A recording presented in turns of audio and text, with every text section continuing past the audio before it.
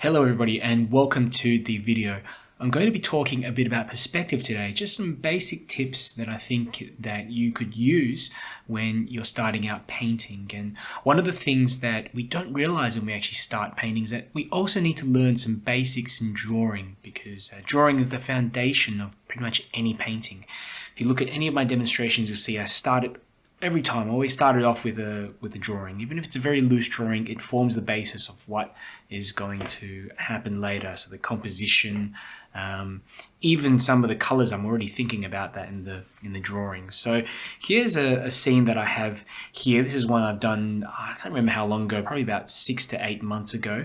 But it highlights a point here where there's a very, very gentle perspective. Now, essentially what perspective is, it's the relationship between all the objects and creating a sense of depth in your paintings. So when we look into a scene, if we look into a photograph, or even if you're out in the street, just looking down the street, one of the things that you'll notice is essentially anything that is closer to you is going to appear larger. So if you've got a car that's right in front of you, it's going to appear a lot larger than a car that's, all the way back there in the distance. So that's one of the big things to remember.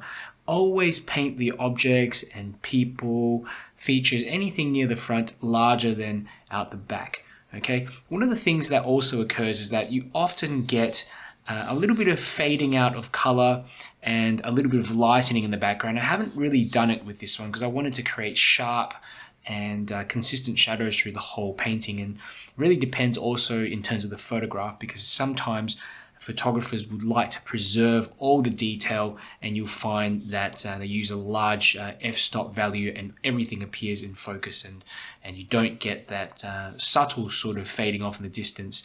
When you're looking at landscapes, especially natural landscapes, you'll find that the mountains in the background do start to blur off. They turn a little bit bluish, and they go a lot lighter than objects in the foreground. So that's something to remember.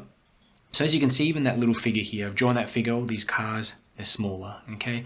The buildings here, a little bit smaller here in the background as well. There's a really tall one there, but in comparison, say this building to that building, you can tell they're, that one's a lot smaller down the bottom than it is for this one here. Okay, I like to imagine a point off in the distance, okay, and we call that the vanishing point.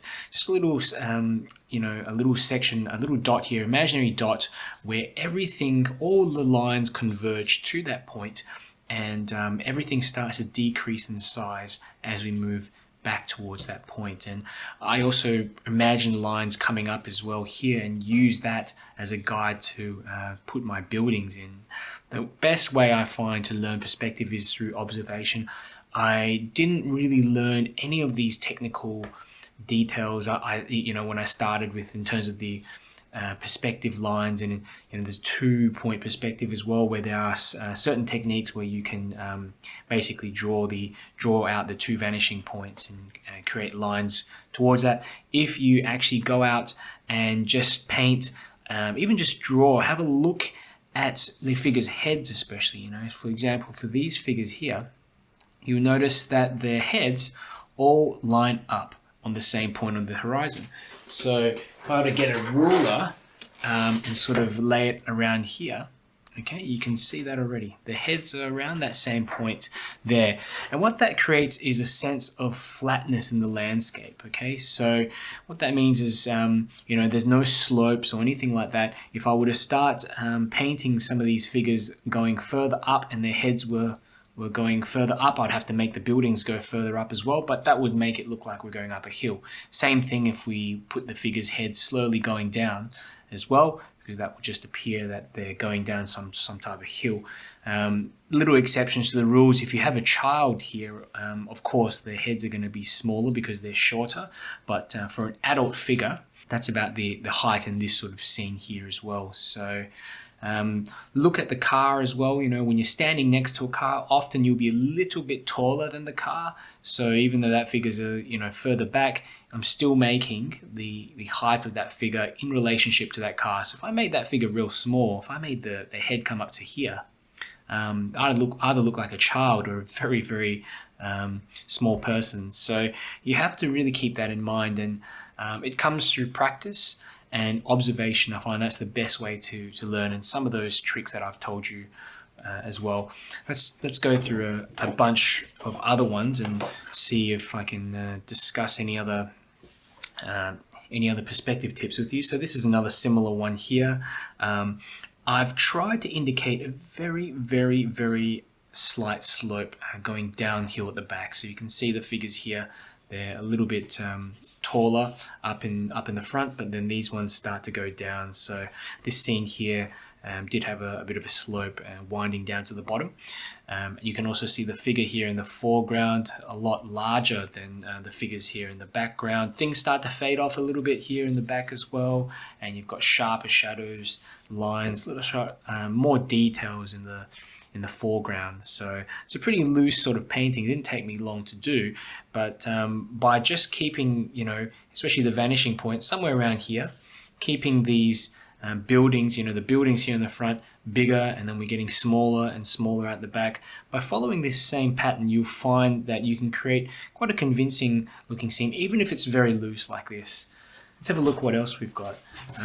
Another similar one. This is one of Melbourne. It's very, very bright sort of color palette, but similar there. You've got a vanishing point all the way back in the distance there. We've drawn some lines, some perspective lines. Okay, 1 point perspective, which is what I'm talking about here, is pretty much the most simple and commonly used perspective actually in most of the scenes that we do. So again, you can see the you've got like a tram here. We've got some cars here. The cars get smaller in the background. I'm also making the tram or the bus taller as well in comparison to the figures. Okay, and the buildings here smaller compared to the ones at the back. Let's have a look. We have maybe one more left. This one here, another one which follows a similar sort of rule in terms of the vanishing points roughly around here, and you can tell because I've put in some of these marks here on the ground going, tending towards that vanishing point there in the distance. But you can see this car here in the foreground, pretty large, a centerpiece in this scene, and you've got some figures further back. Okay, and again, let's have a look. If we place that ruler in here, you notice the figures' heads are roughly around the same point, the vanishing point as well. So we're having a scene that looks quite flat, and we've got figures which are smaller, cars that are smaller here in the background. Decreasing in complexity is another thing too. Often when you go into the background, you don't need to really do much. I mean, if you look at this this little building here, I've just colored in a little box there essentially. Probably could have lightened some of these bits in the background to increase that sense of depth. So these are a few tips that are going to really help you in your painting. So certainly keep those in mind and get out there and do a bit of drawing. Even if you've got a reference picture on your computer, give it a try and really observe where the figures are, the relationships between objects. Really ask yourself, how large do I have to paint this person in comparison to that car? Or how large is that building compared to this building? Look at the relative sizes between objects and the relationships between objects, even the distance between objects. And if you keep doing that, I promise you're going to get really good at this.